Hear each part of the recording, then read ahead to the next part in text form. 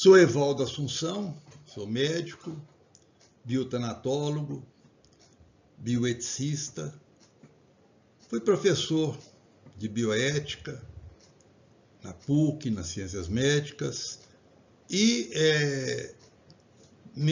coordenador de várias comissões de ética de hospitais e de sociedades médicas. Então, nessa vivência de mais de 50 anos, eu tive a oportunidade de estar presente em vários conflitos bioéticos ligados à morte e ao morrer. Colecionei parte deles para formar uma apresentação com conceitos relacionados a essa situação. Então vamos iniciar. Eu dividi essa apresentação em duas partes, para não ficar muito cansativo e muito longa.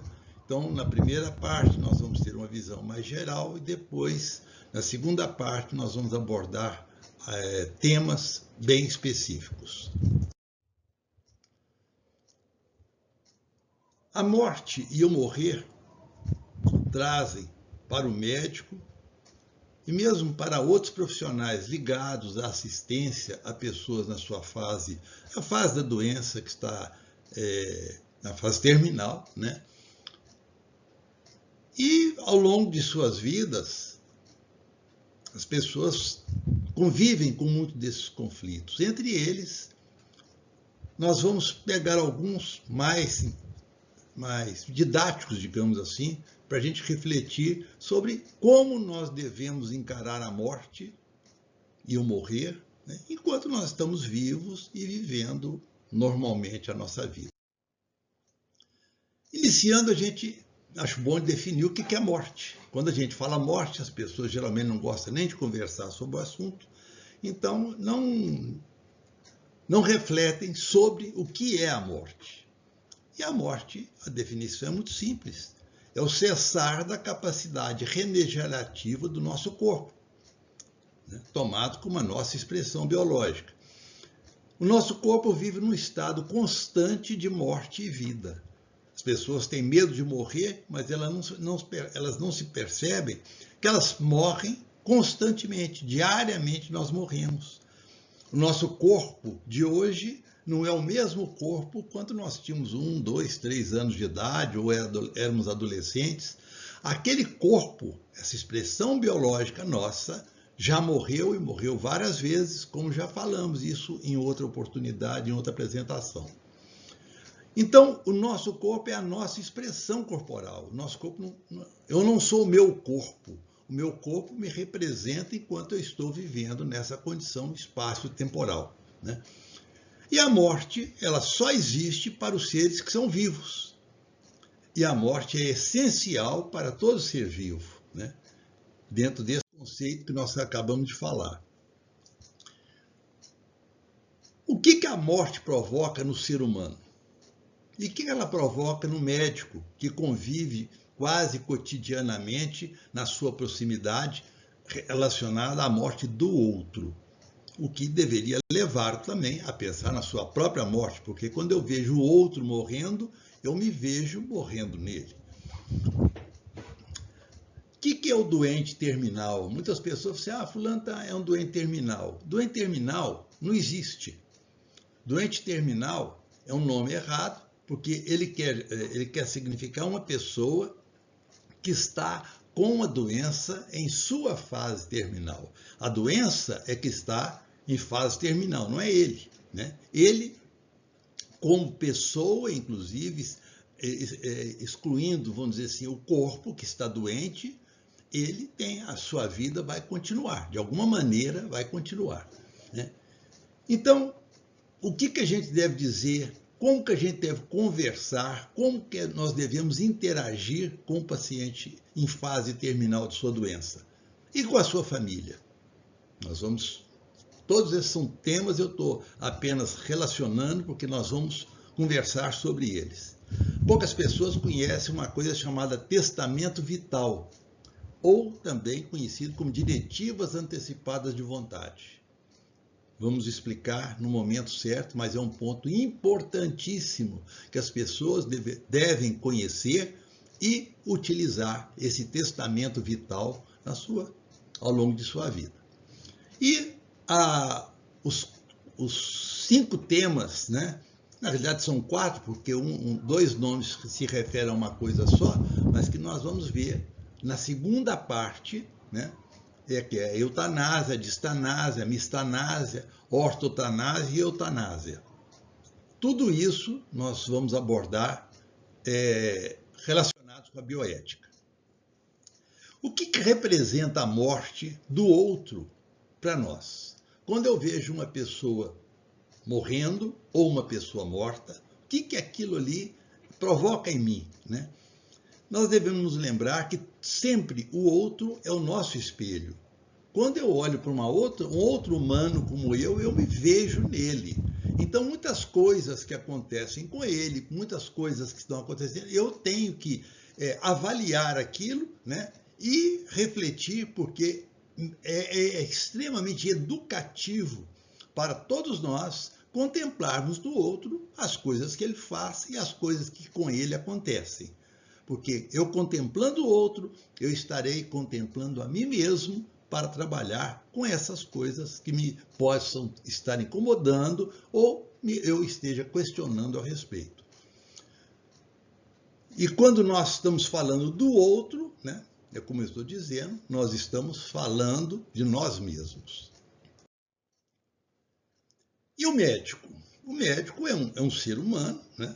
Um humano, como eu prefiro falar, eu acho que o ser humano já é um pouco de reincidência de uma mesma condição. Então, o humano, a morte, para ele, tem as suas representações, mas para o médico tem representações muito mais especiais. Porque, na realidade, o médico, na sua vivência diária, próximo da morte, né, principalmente aquelas especialidades que trabalham com momentos extremamente delicados na vida de uma pessoa, aquilo sempre está nos chamando, gritando, dizendo para mim mesmo, eu sou mortal, eu sou um humano como ele, ou como ela, né? Mas eu sou mortal como ele, apesar de eu ter ciência e conhecimentos que podem me ajudar a combater, entre aspas, né, a morte do outro e a minha própria. Mas quando a morte ocorre num paciente daquele médico, principalmente pacientes que ele teve uma longa convivência com ele, é como se fosse uma derrota profissional. Ele foi derrotado pela morte. E para ele, se ele não tiver uma reflexão muito bem estruturada, vai representar uma perda enorme, porque ele perdeu, ele não conseguiu, né, vencer a morte. Eu sempre dizia em palestras para os meus colegas médicos que nós temos que ter consciência de que nós não somos deuses. Nós somos humanos com conhecimentos técnicos e preparo para salvar vidas.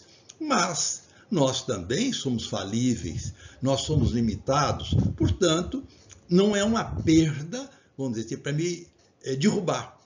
É claro que eu vou ficar aborrecido, eu vou ficar algum tempo chateado, né, com aquela situação, mas eu tenho que conviver com ela, porque ela faz parte da minha própria profissão. Talvez, por essas razões que a gente já conversou, a morte na nossa cultura, ela representa alguma coisa muito aterradora. Essa figura que eu fiz questão de colocar, que é uma figura que realmente eu não gostaria nunca de encontrar com essa senhora dessa maneira, né, à noite, andando, caminhando na rua. Mas, com isso, eu não, por causa essa fantasia, eu não devo me omitir em conhecê-la bem, né? Porque quanto mais eu a conheço, quanto mais eu convivo bem com ela, melhor eu tenho a minha qualidade de vida, né? Então, não adianta nada essas representações terríveis da morte, porque eu não preciso nem devo ignorá-la. Eu já falei isso também numa outra apresentação, mas vou repetir porque eu acho isso importante. A minha morte, ela está sempre a meu lado. Eu brinco que ela está sentada no meu ombro. pode ser o esquerdo, o direito, independente, ela não tem preferência nenhuma, mas ela é uma companhia permanente na minha existência. Dia e noite ela está sentada no meu ombro. E eu devo, então, considerá-la não como minha pior inimiga, mas como a minha melhor professora de vida, porque ela constantemente está me ensinando a valorizar a vida do outro e a minha pessoal, né? E, portanto, eu estou aprendendo a viver e viver com qualidade.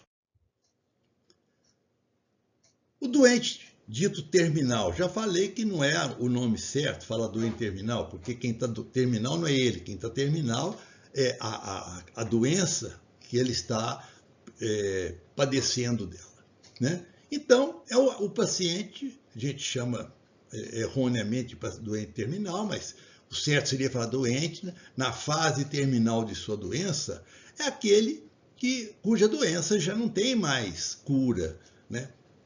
A doença já avançou de uma determinada maneira, numa proporção muito grande, ou ela tem características que ainda fogem aos recursos de tratamento que a medicina hoje, apesar de tão avançada, ainda tem muitas limitações, né?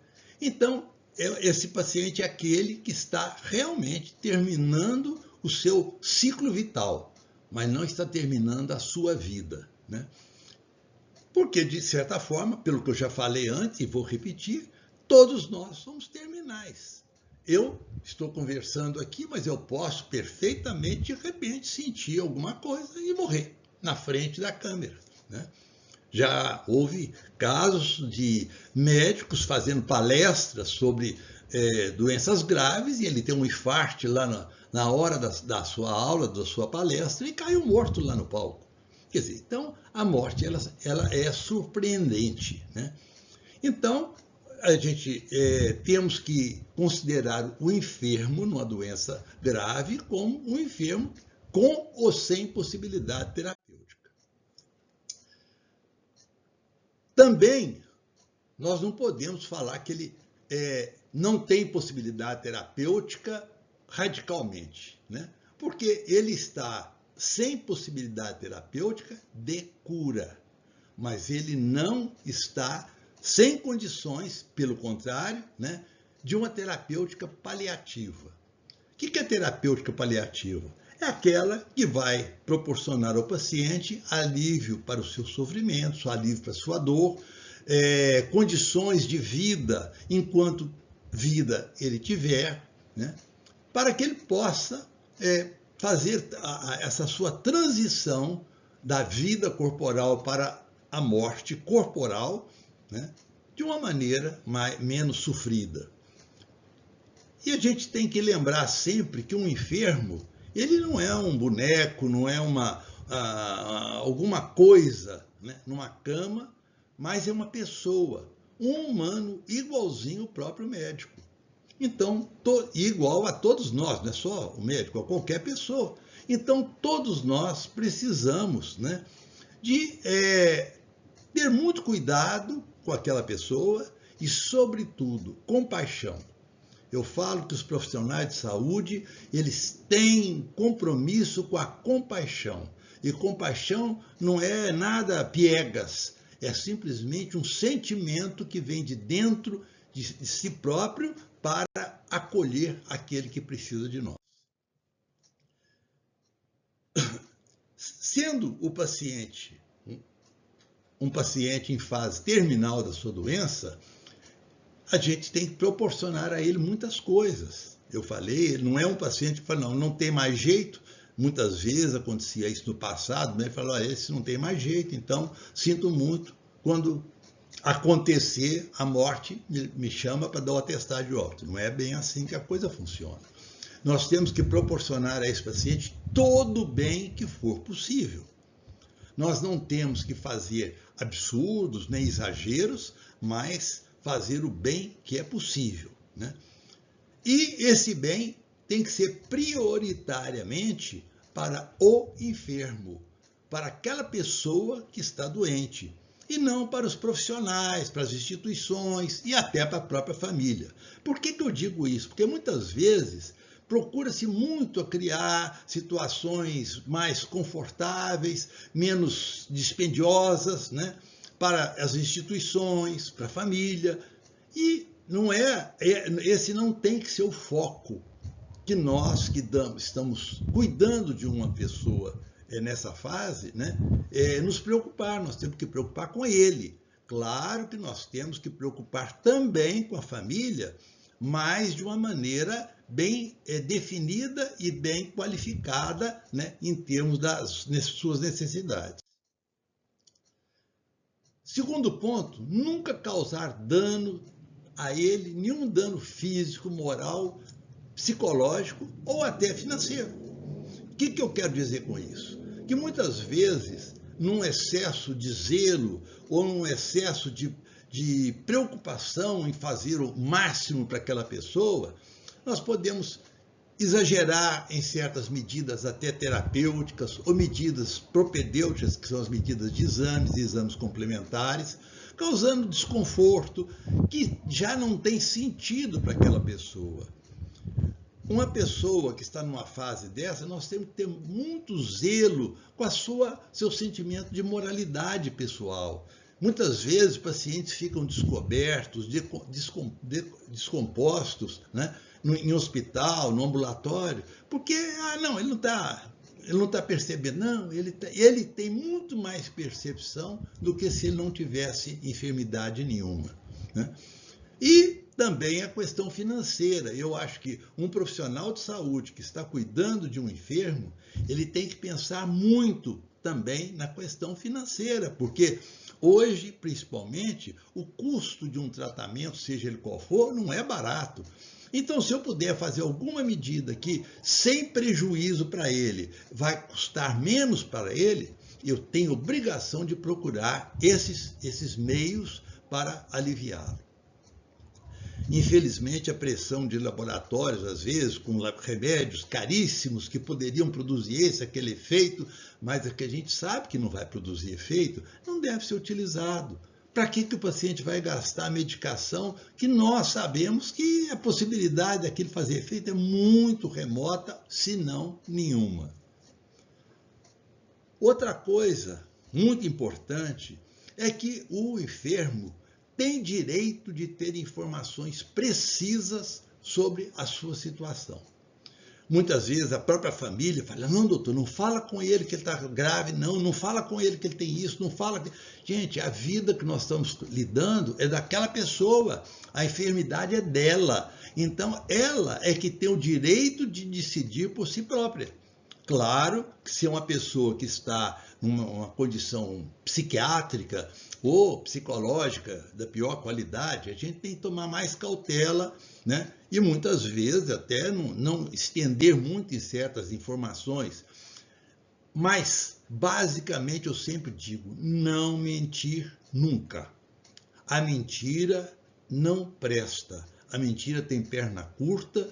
E quando uma pessoa para quem a gente mente descobre que nós mentimos, a nossa credibilidade vai por água abaixo. Então nós temos que ter muito cuidado para manter aquela confiança daquela pessoa em nós, porque só assim nós iremos ajudá-la adequadamente. Mas ao médico assistente cabe dar todas as informações que forem necessárias. Nada de falar assim, não, eu vou falar para você que é a mulher dele, eu vou falar para você que é o marido dela, e você vai com jeitinho falando com ela. Não, quem tem que ter o jeitinho sou eu que sou o profissional que estou cuidando dela, eu que sou o médico, eu que tenho que saber qual é esse jeitinho que tem que ser dado para que eu possa transmitir a verdade sem traumatizá-la desnecessariamente. Tudo isso tem que ficar muito claro, porque a mentira não presta. Não se deve mentir em situação nenhuma.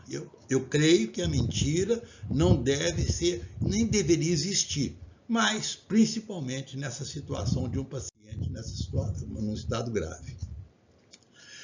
Eu falei do testamento vital, então vou falar um pouquinho dele, que é muito importante. O testamento vital é um documento que você deve fazer. Eu digo você que está me escutando, porque enquanto nós estamos vivos e saudáveis, é o momento certo para se fazer o testamento vital. Eu, particularmente, minha esposa, todos os meus familiares, eu sempre recomendei que fizesse. Eu tenho, minha esposa tenho dela. O testamento vital é um documento que ele deve ser registrado no cartório de notas. Ele não precisa de ter todos registros mais complicados, não. Basta registrar no cartório de notas. E esse documento, nele deve constar o que a pessoa quer que faça com ela, no caso dele ter uma enfermidade grave e estar em fase terminal. Por quê? Nós sabemos que a medicina, a obrigação do médico, obrigação entre aspas, né, é fazer tudo que pode para o paciente. Não é bem assim, ele pode fazer quase tudo, não tudo. Mas muitas vezes esses cuidados para recuperar uma pessoa, teve uma parada cardíaca, você faz massagem uma vez, faz uma segunda vez, recupera, dá um cadinho, parou de novo, fez uma terceira.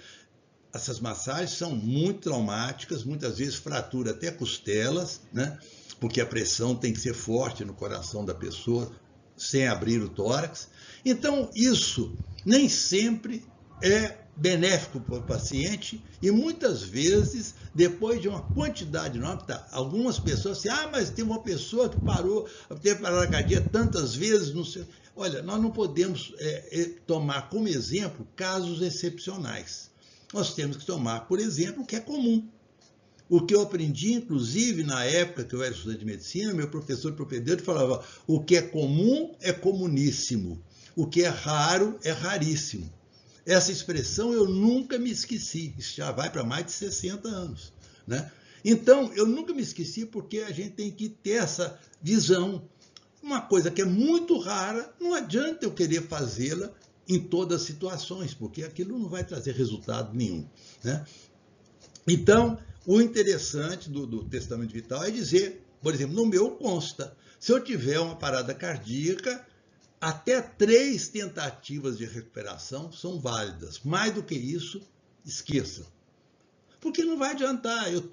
Claro que não é uma regra para qualquer pessoa. É um médico que tem o bom senso de saber se aquela parada foi uma parada transitória ou se é uma parada que está realmente, vamos dizer, quase definitiva. Aí vai entrar o bom senso e a competência do profissional que está tratando. Então, isso tudo deve ser registrado nesse testamento vital, né? Que no Brasil não tem uma lei específica para ele, mas o Conselho Federal de Medicina, em 2012, né, fez uma resolução permitindo ao paciente registrar seu testamento vital no prontuário médico. Então, se ele tem um testamento vital e se está doente, a família tem que já estar instruída para levar o testamento vital que ele tem para constar no prontuário dele, para que, na ausência dos familiares, quem estiver cuidando do paciente saiba o que ele já determinou que ele quer que seja feito para ele. Né? Em 2014, 2 anos depois que o Conselho Federal fez isso, o Ministério Público Federal contestou essa resolução, né? Mas um juiz federal confirmou a sua constitucionalidade, que era um direito que a pessoa tem de fazer as opções a seu respeito. Eu não sou uma propriedade de ninguém, eu sou uma propriedade minha em termos também, porque nem eu sou dono de mim mesmo. Eu gostaria muito de ser. Eu falo, eu não quero isso agora, eu não vou fazer aquilo. Não é bem assim. Então, essa propriedade, ela não pode ser nem minha, nem do Estado. Então, o Estado não pode me impedir, né, que eu falo, olha, eu não quero que façam 10, 200 massagens cardíacas em mim, tentando me recuperar. Eu tenho o direito de fazer isso. E, para maior segurança, esse atestado, é bom que seja anexado a ele um outro atestado de um médico declarando que quando você assinou aquele atestado, o testamento vital, você estava em plena capacidade mental.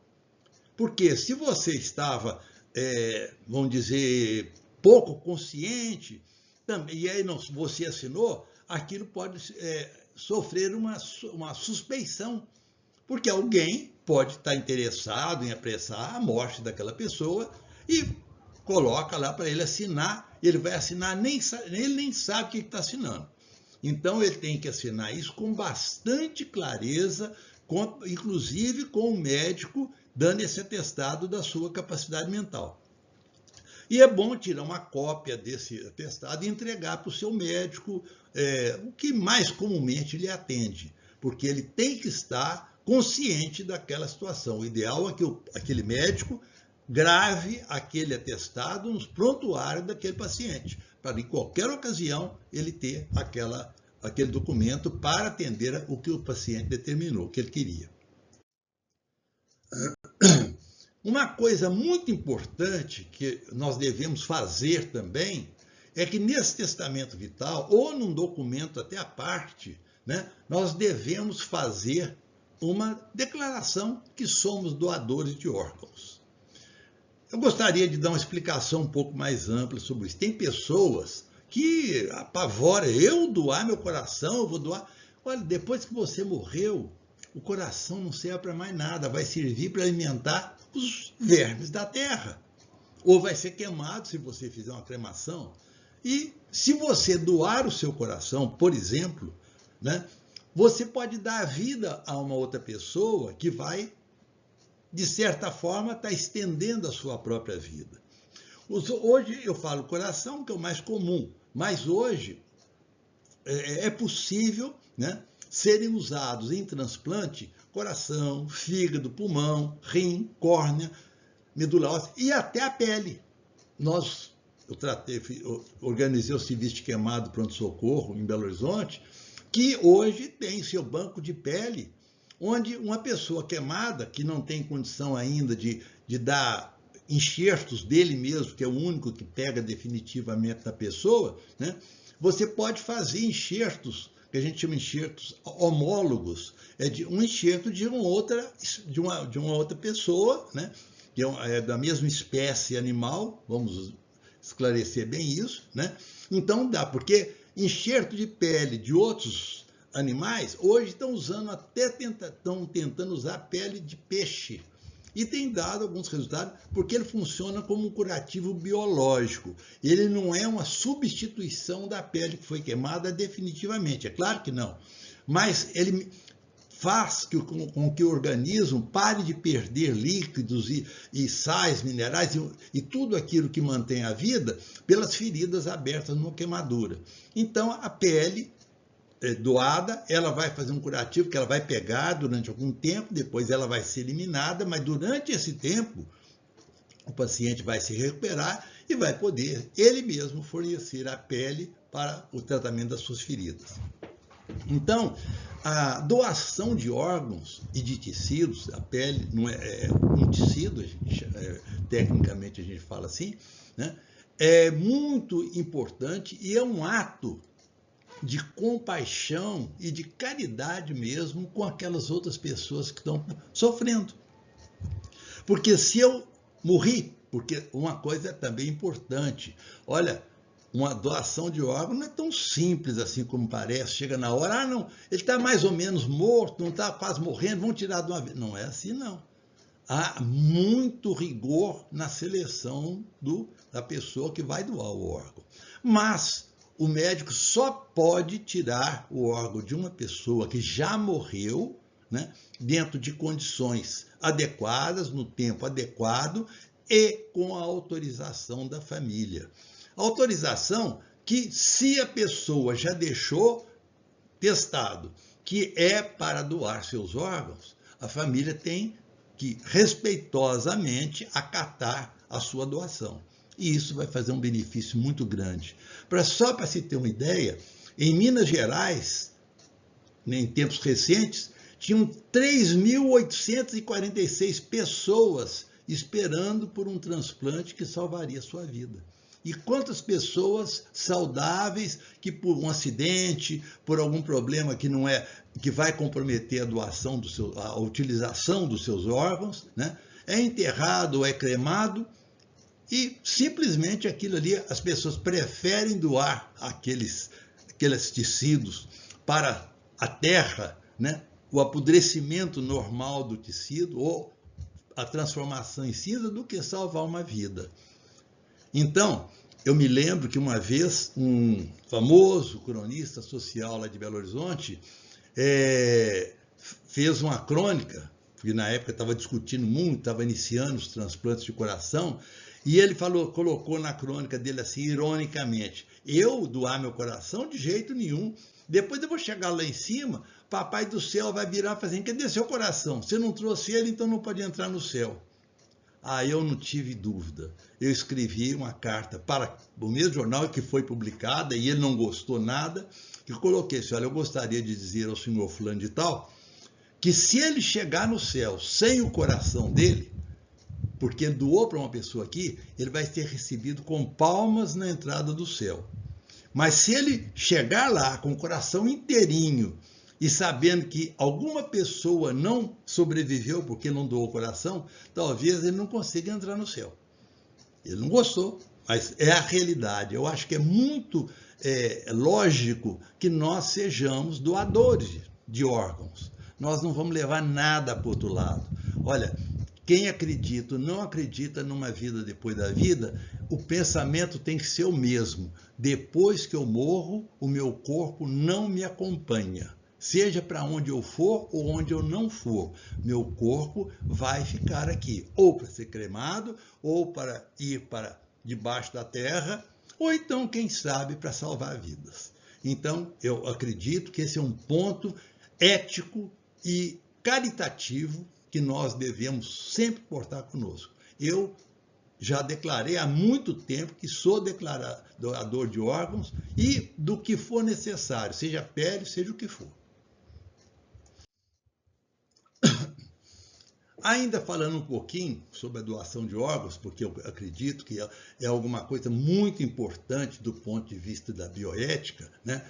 No Brasil, poucas pessoas sabem, existe o maior programa público, através do SUS, de transplante de órgãos. Ele é tudo através do Sistema Único de Saúde, né? Mas ele só funciona se houver doação. Eu falei quantas pessoas estão esperando um órgão para transplante, né? E ele não vai gastar nada com aquilo, ele vai doar. Ele doou e de graça aquele órgão vai ser utilizado para salvar uma vida. Tem tudo esquematizado para isso, mas é preciso que as pessoas tenham conhecimento e tenham já a sua doação declarada, né? E para se ser um doador em vida, né? Porque também muitas vezes a pessoa morre, não deixou nada declarado, mas a família tem uma consciência grande dessa realidade toda que nós estamos expondo, e eles mesmos tomam a iniciativa, não pode retirar os órgãos para ele. Então, porque ele não precisa de nada daquilo, ele não vai sentir falta nenhuma daquilo, então não há razão para se preocupar com esse aspecto, né? Então, é importante que a família saiba e, se possível, já tenha um documento registrado, um documento oficial de que a pessoa é um doador. Para as pessoas que tiverem interesse, eu coloquei nesse vídeo, né, onde pode a pessoa acessar todas as informações que é na Aliança Brasileira pela doação de órgãos ou tecidos. A sigla é ADOT. É só entrar no Google e em qualquer lugar, você vai encontrar essa instituição e ela vai providenciar tudo que é necessário para você ter uma carteirinha, inclusive, que você vai andar junto com a sua carteira de identidade, dizendo, eu sou doador de órgãos. Você estará fazendo um ato muito elogiável e caritativo. Na segunda parte, nós vamos conversar, então, sobre distanásia, mistanásia, eutanásia, ortotanásia e eutanásia.